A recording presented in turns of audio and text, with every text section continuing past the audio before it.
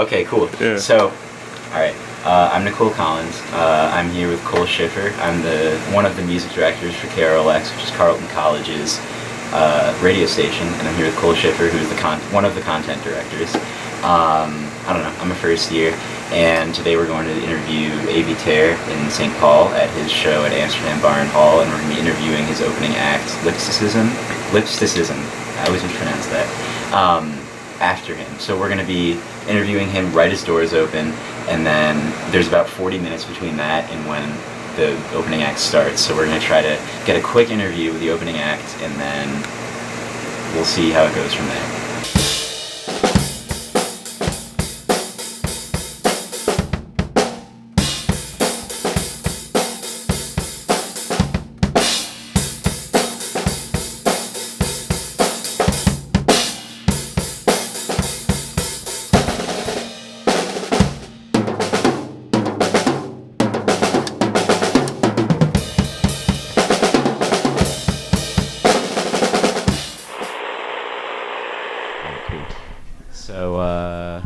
I'll just do some background, I guess. I'm Nicole Collins. I'm the music director for KRLX, which is Carleton College's music station. 88.1 FM, should probably mention that. And we're here interviewing Avey Tare and Deakin, two members of Animal Collective. Avey Tare is on his solo album tour following the release of Cows on Hourglass Pond. And then Deakin is here, accompanying him and playing along, I guess. Did I miss anything? No, Jeremy Hyman's playing along as well. Okay. He's not with us right now. Okay, cool. Great. Well, then I'll just go into the questions, I guess. So I'm curious from Avey. Oh my God, I can't read this handwriting. Hold on. I'm curious. Okay, so I'm curious from Avey to hear sort of, a lot of people have compared this new album sort of as a hybrid of Eucalyptus and Enter the Slasher House. And I'm really interested to hear, did you, sort of the goals going into the album, sort of if you intended it to sound like that, and sort of how you feel about the album coming out of it, and if any, sort of motives or goals going in changed throughout? I feel pretty good about it. I'd say for this record, I went into it more thinking about it as a collection of songs that I was into, that I thought it started as preparing for a show, basically. So I needed some songs for a show, so I started writing songs, and they just started to be songs I was feeling really good about, whereas Eucalyptus to me was more kind of like pieced together, you know what I mean? It was more like collage-y to me. So I think they're different in that sense, and obviously, or if you've heard it, Eucalyptus isn't as rhythmic, rhythm focused, whereas this one I wanted it to be more, because it was more for playing live. I wanted the songs to have more like a rhythmic force, whereas Eucalyptus I thought more as like a bedroom project. So it just was more of like floaty kind of stuff like that. Yeah. As far as slasher flicks go, I can see that. I guess maybe just because it is more, that was more rhythmic stuff too.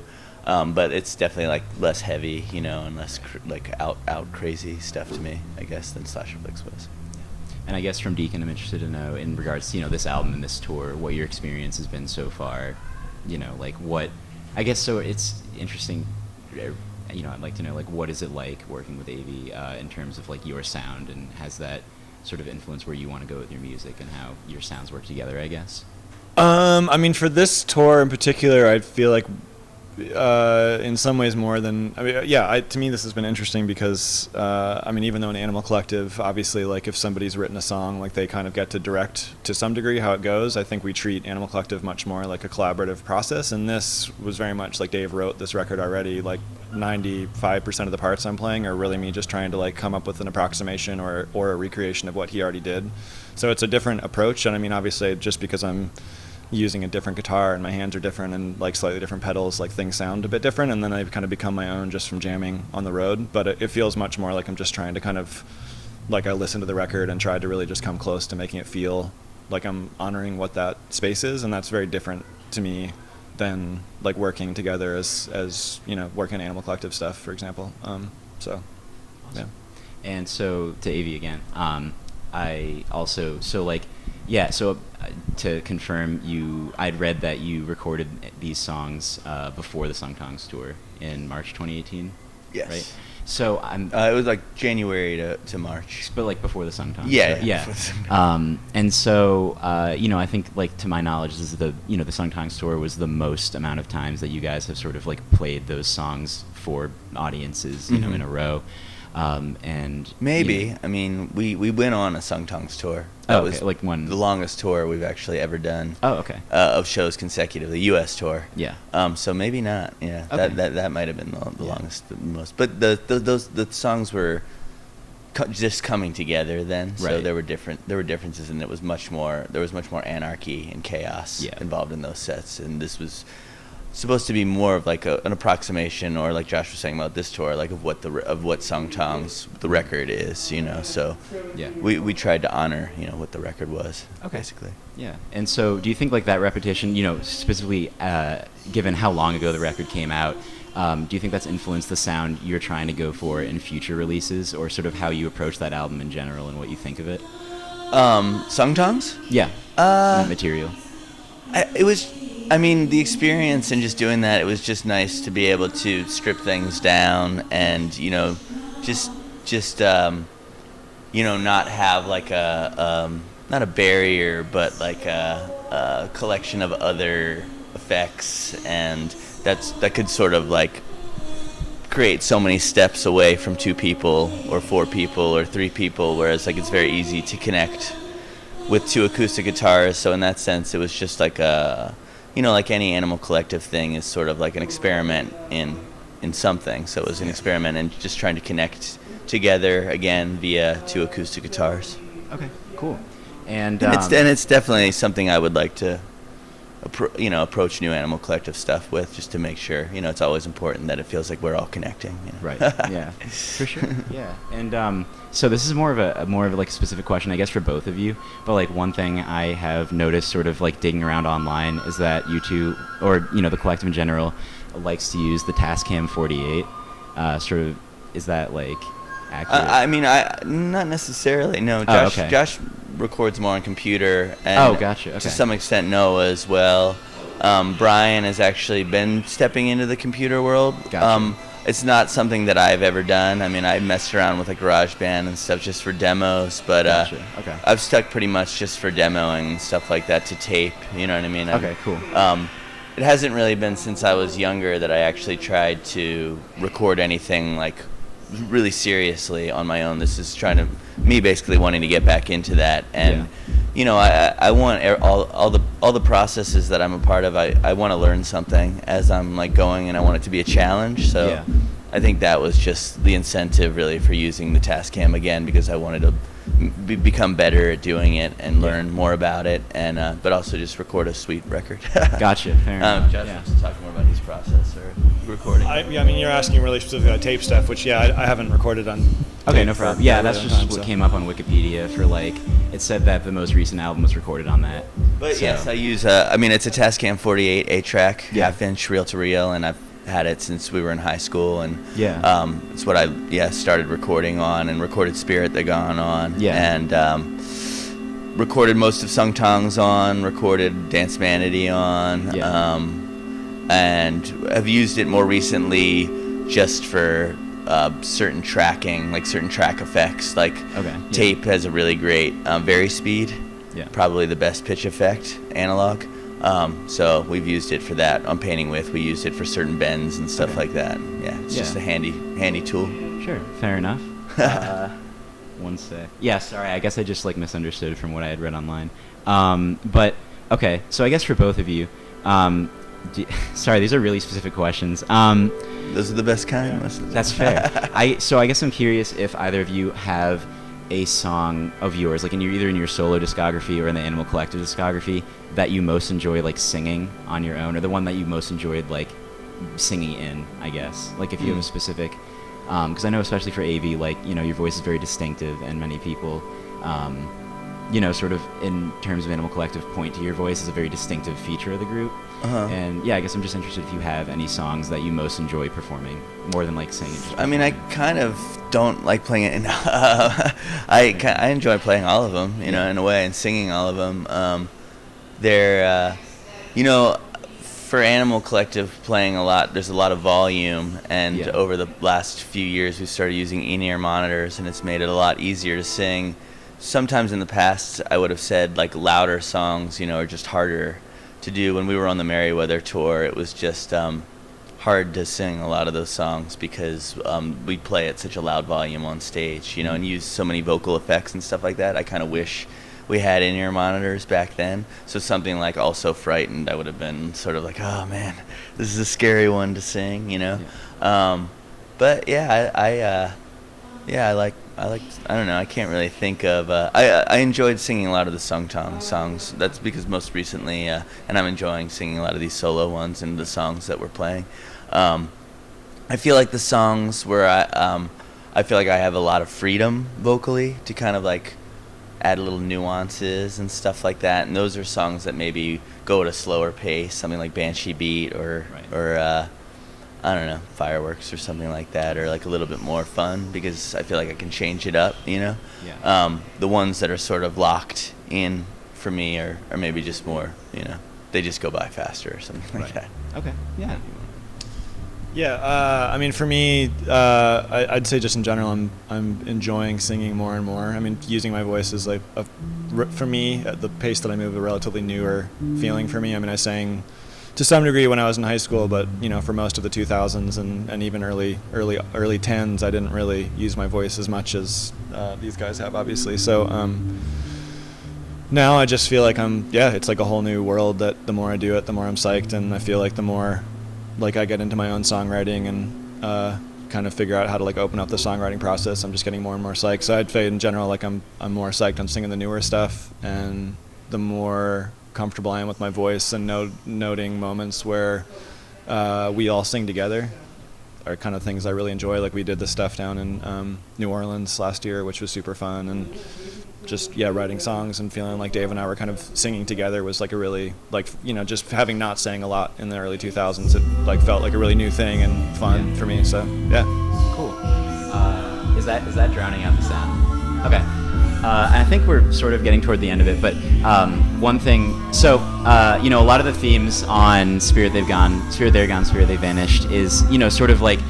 I think it seems very like timely, given the time you had recorded it, and like sort of a lot of the coming of age themes and the idea of losing innocence. And I'm interested, like, do you view that any differently now? Many years later, after recording it and releasing it, all the themes and all sort of like the motivations for those songs. Like, do you regard that album any differently now than you did? Not really, no. I mean, it's not really something I revisit a lot.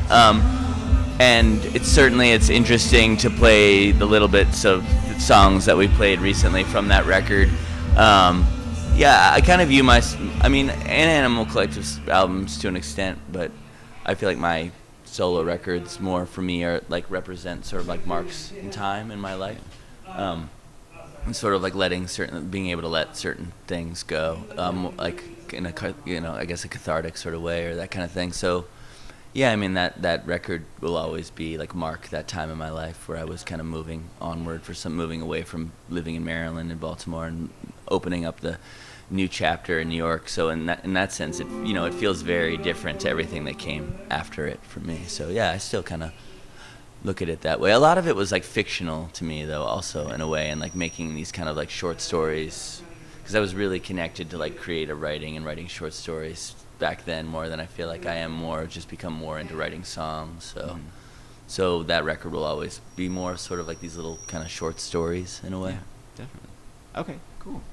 Do you have any extra questions you really want to have asked? I think I might have a question. Hello, it's Jackson now.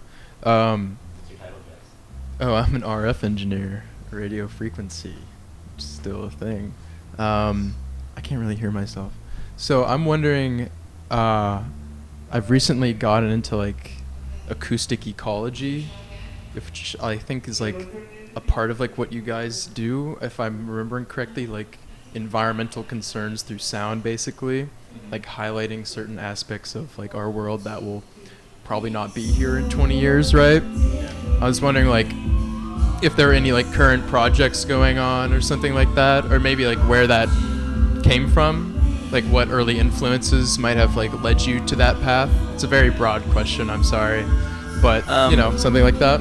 Well, Josh can probably answer just because most recently he's done something more recently, but I'll say just that from where it came from, I think it's just all having like an interest in nature and being very connected to nature and that being a part of our lives and wanting to, I think also from the music that we listen to, like hearing that kind of stuff maybe used in music that we listen to, just wanting to add elements of nature. I don't think it started as us wanting to like highlight that kind of thing, and I think we're a little bit more subliminal in that way, but we do certain projects.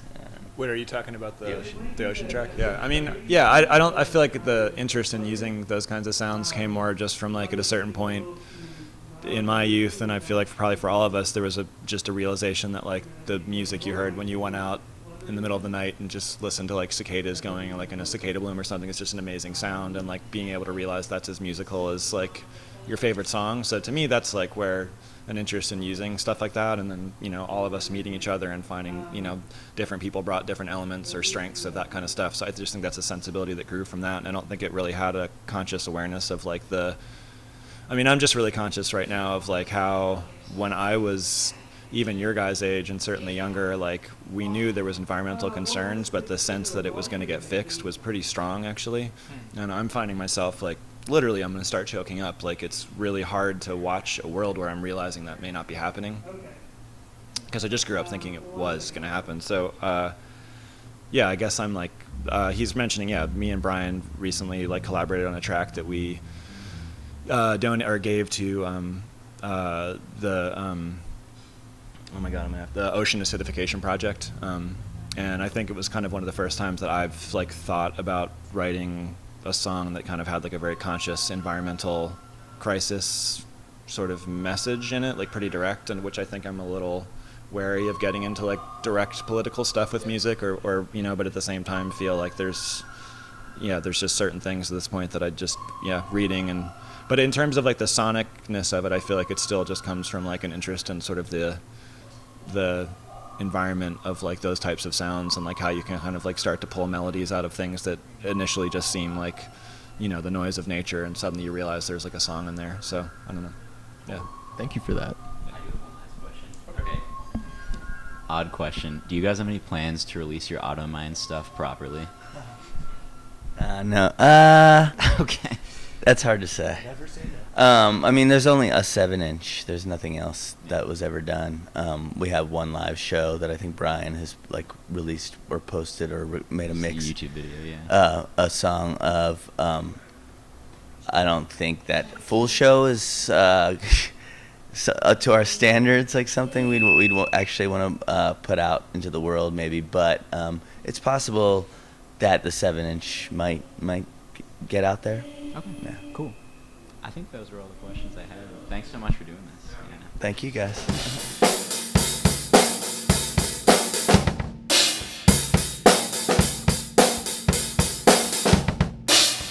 Okay. Cool. So I'll just do another introduction. I don't know if the video needs two introductions, but I'll do it. I'm Nicole Collins. I'm the music director for KRLX, which is Carleton College's radio station, 88.1 FM. I think I got it all. Okay, I'm here with Jackson Warren, who's the RF engineer, Cole Beatty, who's one of the content directors, and then I'm here with Lipsticism, which is a Bellingham, Washington, right? Oh, it was. That's where it started. Oh, okay. Yeah. Well, I guess let's Moved jump to right into the interview. Yeah. Oh, in Chicago. Okay, cool. Chicago and Seattle. It's kind of complicated. Gotcha. I live in Chicago. Casey and Eric, my name is Alana, they live in Seattle. Okay. And so we all met in Bellingham, and then we would send each other parts, and we just made stuff that way via the internet. Yeah. Oh. Casey plays bass. Eric does like electronic flourishes using an Ableton Push. and I do keyboard, drum machine, and vocals.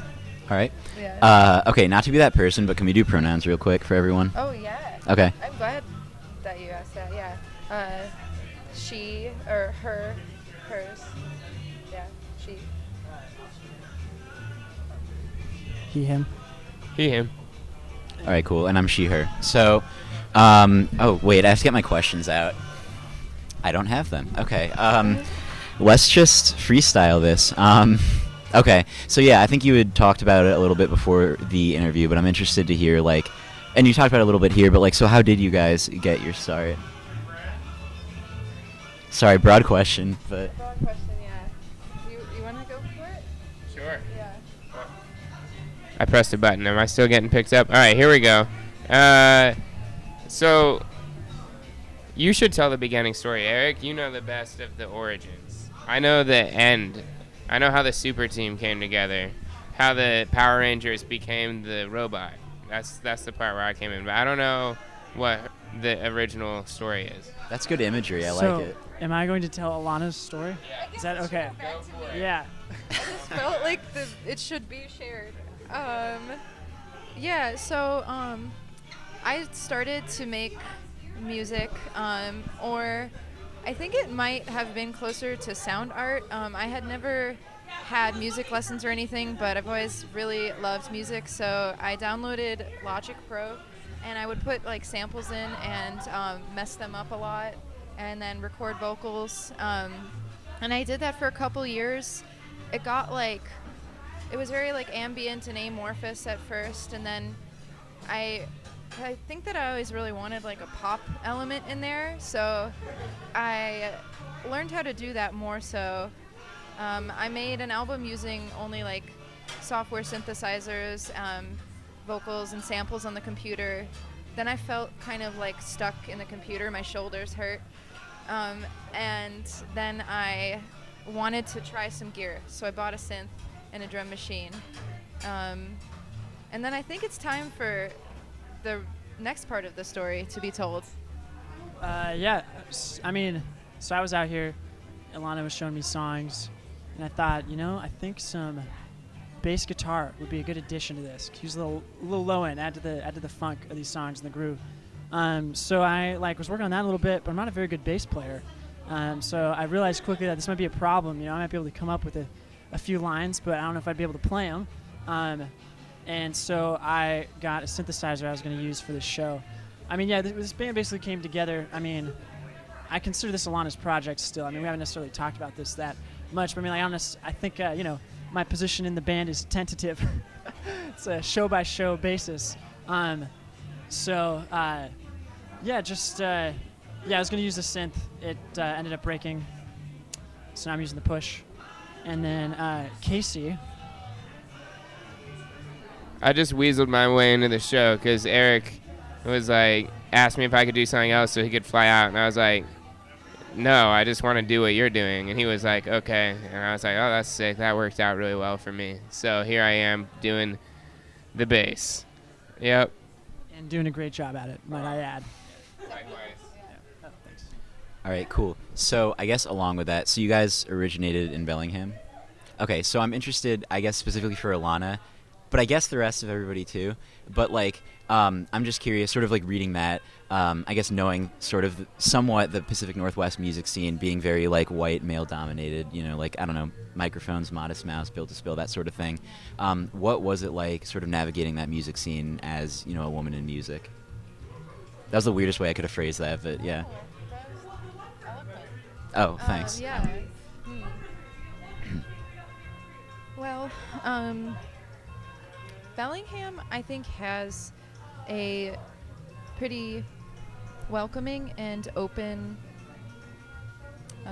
attitude, at least compared to a lot of other places. I think that Bellingham, a lot of venues like the Alternative Library have makeshift, have tried to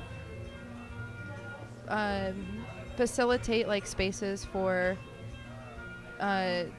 non-white cis males to play.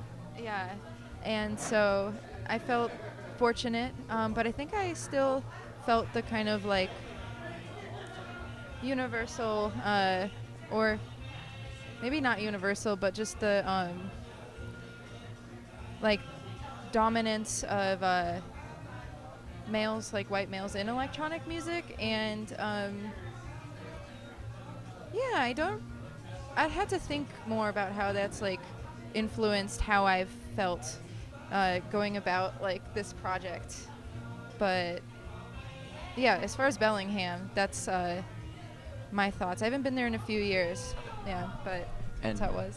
And how has Chicago been in that regard? Sorry to keep like, how has Chicago been in that regard? Honestly, I haven't played a show in Chicago. Yeah, I really. Oh, last night. Oh, okay, yeah. But I really like cooped up and focused on making the music, and so I'm curious about that too. Yeah, I'll get back to you. Okay, fair enough. Yeah, so I guess also you had hinted at this a little more, but you know, in regards to future music, you know, I'm interested to hear what thoughts you guys have, if you want to go in the, you know, direction of Emergency or sort of wanting to deviate from that, or, you know. You listen to Emergency? Or Well, you yeah, know of it? I do my research, yeah. It was really good. Thank you. Yeah. Okay, I'll say my bit and then I'll pass the mic. I don't know. For me, it's like I oscillate a lot. Sometimes, like, even with this stuff, I'm like, I love this. Or sometimes I'm like, oh, I want to be doing something completely different. Sometimes I want to, like, go completely into the world of, like, ambient. I get really inspired by people like Actress, One O Tricks Point Never, like Arca, Puerco S, and other times I feel like highlighting more of like a poppy element, just because I think that like feels really good to listen to and to play. So it's something that would be hard to predict. I think that I just make a song when I'm in a mood, and then it comes to be. This, what you're going to see tonight, is different from Emergency in that I made none of it on the computer, and I made all of Emergency on the computer. And so I guess we'll see. Yeah, and do you have any thoughts about that? Just following your lead, along for the ride, essentially. You know, whatever you want to do. And if I get to be part of it, that's great. Yeah, I'd echo what Eric said, and I think for me, when you're hopping onto a project that's not your project, it's more about listening than anything else, right? So for me, it's been a cool thing to kind of listen in and tune into another vibe and see. Obviously, with me and Eric, we have to bring our own personality to it because that's what's going to make it good, but you can't smash a square peg into a round hole, for lack of a better term. So I feel like for me, whatever direction she goes in, if I fit into it, if I don't, it's totally cool. But if it's needed, then I feel like I'm learning the most by listening to and growing from her vibe and trying to pick up on that. And so just thinking of like future things, like, yeah, it's more about taking in the input than anything else. Sweet. Awesome. Okay, so this is a question for everybody, sort of deviating away from Emergency in the show tonight. What was everybody's favorite music as like a little kid? Does anything pop up in your head? How little are we talking? Subjective. Okay, I guess great. under the age of 18, maybe. Okay, cool. When I was really little, it was definitely Smash Mouth and Bare Naked Ladies on repeat. So All-Star, 1 Week, shout out. I'm trying to think if there was a third one that hit the heavy rotation. My mom, I feel like I still stand by this one more than anything else. My mom got an Ace of Base album that I used to bump. I saw the sign, I did, and it opened my eyes. Nice. I feel like I had older siblings that were like a decade older than me, so I got introduced to some stuff that I'm pretty thankful for. just like 90s house music and hip hop. I mean, a lot of, very poppy stuff. Cool, dude. They were, all right? And not even, but I mean, yeah, just like it's lucky. Got, my brother showed me Nirvana and the Presidents of the United States of America, and what else? The Beastie Boys. Yeah, I mean, so that's really early stuff, and then it just kind of, exploring where those things came from kind of led me elsewhere, and to things that I enjoyed more and currently love still forever. I remember I went to Target and I got CDs a lot. I had my Discman. What is it called? Yeah. I would lock myself in my room and put on Christina Aguilera. I really wanted to be able to sing. I forgot which one. Like the I Am Beautiful. And then I was really into Eminem. I remember being in my cousin's basement hearing Without Me. I was on a roller, like a little play toy bike, and I was like, what is this? I love this song. Then my mom, she kind of only exclusively listened to Enya, but I loved it, and I still love Enya. I liked a lot of stuff on the radio. My screen name, this isn't the question, but my screen name was Stellar Singer. Okay. And I think it was inspired by Christina Aguilera, the pop stars of the time. Yeah. Yeah. But then, as I got into high school, I got really, really into Neil Young, Crosby, Stills, and Nash. I had a little bit of a Fish, Grateful Dead, wearing tie-dye shirts. Yeah. I still like tie-dye.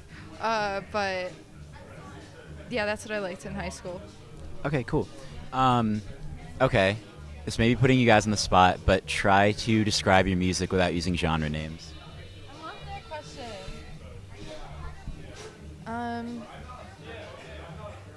Any words? No, you can't use words. No, what? Yeah, you can use words, just no genre names. Okay. Yeah. Longing. Pastels. A church hall with an organ that isn't used as a church anymore in a rural area. And an outstretched hand. Yeah, it seems to come out of, a place of.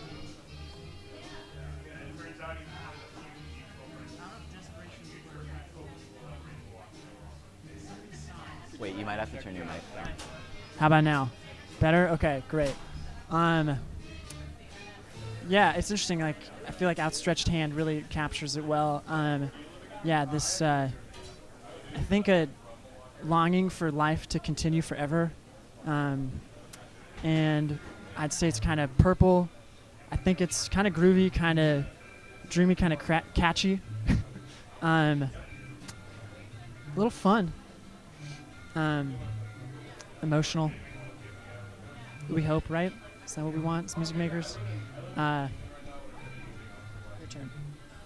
I think it is the shirt she's wearing, but if you took out some of the yellows and greens, not all of them, but some of them, and replaced with a little more blue and purple. Cool. Okay, so back to the more concrete questions. So how did you guys get in contact with Avey Tare, and how has it been? I guess how have your sounds sort of worked together, or have they worked together at all? I guess related.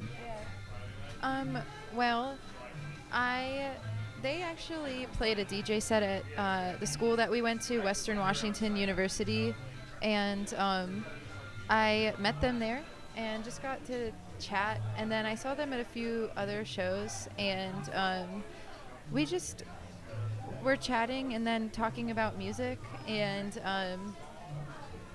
yeah, just the topic of sharing music came up, so I had the opportunity to share music, and then got the opportunity to go on this little Midwest tour. I think that the sounds are working together well. I've gotten that feedback actually from some people at previous shows that I think that they're very different sounds, but I do think that my set is I don't know if it's slower, but it does seem like it sets the stage somehow, you know, for the like amazing blast of energy that they bring. Yeah. Yeah. I mean, same kind of situation, you know, chance encounters, meeting members of the band. But I mean, Alana, I think, knew them better, and therefore, got to know them better. And what was the second part of this question? Oh, how it's been going. I mean, they sound so good. It's been very inspiring. It's tough not to just want to write songs like while you're listening to the set. They sound really good, but it's been fun. I feel like I've been enjoying how we sound. I do think there definitely is some cohesion, you know, and yeah, it's just been a blast. I've been really grateful for this opportunity. Yeah, I don't have much to add. I think they summed it up pretty well. The whole crew's been super chill, and they just killed every night. So, masters of their craft. I've got 2 more short questions. Is that cool? It's been like 15 minutes, so it's like, okay, cool. All right, so I guess I'm jumping between concrete and like vague okay. Do you guys have any favorite like emerging artists currently? Or I guess current artists, I don't know.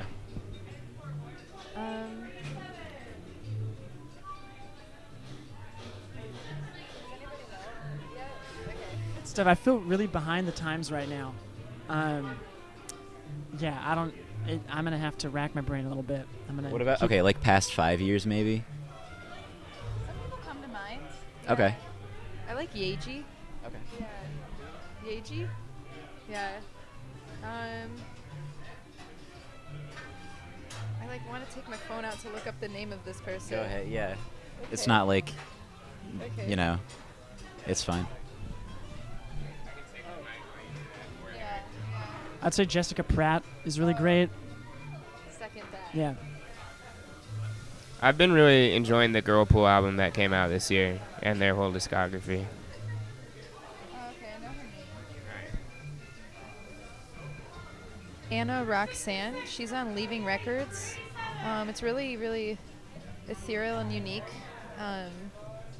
Yeah. Hard to explain music, but I like her. Yeah. Brianna Morella in Seagull Invasion. We just like it's like a hot potato. Travis Scott. Ooh, yes, yeah, second that. Yep. All of the artists I'm gonna think of, like when I'm in the shower later. That's my answer. Fair enough. Okay. Fair enough. Is the hot potato over? Are you still? Oh, should we keep potatoing? It's up to you guys. That's some improv. We could like, yeah. I don't know. Kali Uchis, who you like as well, right? Great, I mean, I'm not putting words in your mouth. Yeah. That's true. There's a few people in LA that I really like. They've been doing music for a while, but Dustin Wong and Takako Minakawa are great. There's this artist, Bedroom Witch, Kohin Orgasm, and Wizard Apprentice. They're doing very like interesting and also like beautiful things. Yeah. Okay, cool. And then my last question. So you guys have played 2 shows so far, right? Like Detroit and Chicago. 3. 3? What was the Toronto. 3rd? Oh, Toronto. Right. Okay. So of those 3, which has been your favorite to play? What? That's so tough to say. Toronto and Detroit were both new cities, and every show has felt pretty different. I thought last night had a great energy to it, and I thought it had a pretty good sound. I guess at least I guess when listening to Avey Tare and Band, the sound's really good. For us, I think maybe Detroit was the most fun in terms of the sound system was really bumping. We played in a club, like a nightclub, and But Toronto, the crowd was so great. That was such a fun way to start off, with just a really receptive, excited group of people there. I think Toronto had the most enthusiastic crowd maybe for our set, and Detroit was my favorite city, and Chicago had the best vibe and sound. Everybody wins.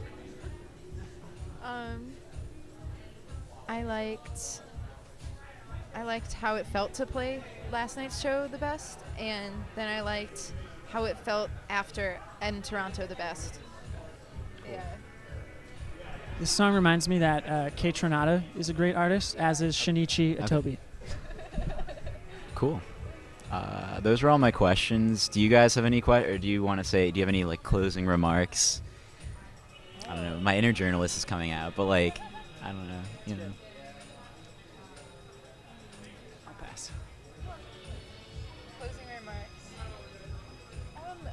I do have a thought. I feel Yeah. like I don't know who's gonna watch this, but I do want to say that I don't think that you have to know how to do something in a formal way to do it. Because I don't really, or I just taught myself things throughout the years. It can be hard to feel confident enough to start something. And Yeah. if you really love something and you want to do something, yeah, I think that it's always worthwhile. And there's something like really beautiful about what comes out of somebody who doesn't have a certain experience, you know, or just every hearing and witnessing every experience, whether it's like validated as technically correct or not, is a great, beautiful thing. Right. Awesome. Yeah, that was great. That really stoked my imagination. I would say, yeah, believing in yourself as best you can. And yeah, you know, people aren't going to like what you do sometimes. People will be hard on you, but I think, yes, just, you know, try to really tap into what's going on inside you, and yeah, just be as fearless as you can be, probably. Nailed it. Yeah, awesome. Well, thanks for interviewing. I don't know how to wrap up interviews. Station call, 88.1 FM. Is that what you're talking about? Is that what you're talking about? Oh. Yeah. I don't know what you're saying. We are Lipsticism, and you are listening to KRLX. You should do it, though, Alana. No, read. You got to read my. Together. Yeah. Let's go. Lipsticism. All right, 3, Okay. 2, 1. We are Lipsticism, and you are listening to KRLX 88.1 FM. Oh my God, that actually worked. Cool. Yeah, 88.1 FM. Wait, I feel like I had something else to say. Oh yeah, Emergency can be listened to through most streaming services. I haven't counted them, but you know, Bandcamp, Spotify. Yeah. That's yeah. Cool. All right. Well, cool. Thanks, Thank y'all. you. That was